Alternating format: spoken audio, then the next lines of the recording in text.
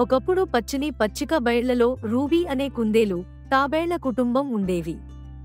Ruby కుందేలు తన వేగానికి ప్రసిద్ధి చెందింది. అయితే తాబేళ్లు నెమ్మదిగా మరియు స్థిరమైన వేగంతో ప్రసిద్ధి చెందాయి. ఒక ఎండరోజు రూబీ తన వేగం గురించి తాబేళ్లతో ప్రగల్భాలు పలికింది. వాటిని రేసులో పాల్గొనమని సవాలు చేసింది.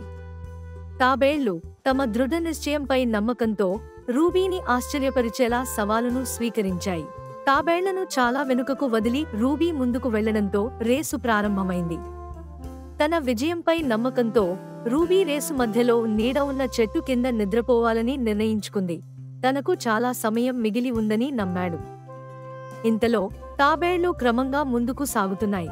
రూబీ మేల్కొన్నప్పుడు ముగింపు రేఖకు సమీపంలో ఉన్న తాబేళ్లను చూసి ఆశ్చర్యపోయింది. భయాందోళనకు గురై వీలైనంత వేగంగా పరిగెత్తింది. కానీ చాలా ఆలస్యం అయింది.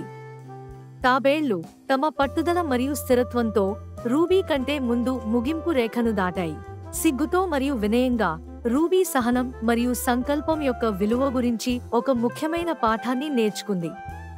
ఆ రోజు నుండి ఆమె తాబేళ్లను గౌరవించింది మరియు జీవితానికి నెమ్మదిగా కానీ స్థిరంగా ఉండే విధానాన్ని గౌరవించింది. కొన్నిసార్లు ఇది అత్యంత వేగవంతమైనది కాదు, కానీ ఓర్పుతో మరియు లక్ష్యంపై దృష్టి పెట్టడం గురించి. మరియు తాబేళ్లు వారు నెమ్మదిగా మరియు స్థిరంగా రేసు గెలుస్తుంది.